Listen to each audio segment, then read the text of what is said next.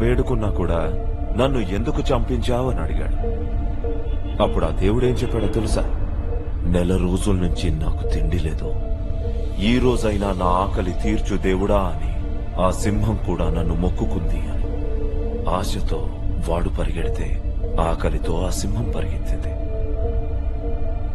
ఆకలితో ఆ సింహం పరిగెత్తింది. ఒక్కొక్కసారి ఆ దేవుడికి కూడా ఆప్షన్స్ ఉండవు, కానీ నేను నీకు 2 ఆప్షన్స్ ఇస్తున్నాను. నంబర్ 1, మల్లేష్ కేసులో 2 అరెస్ట్ అవటం. నంబర్ 2,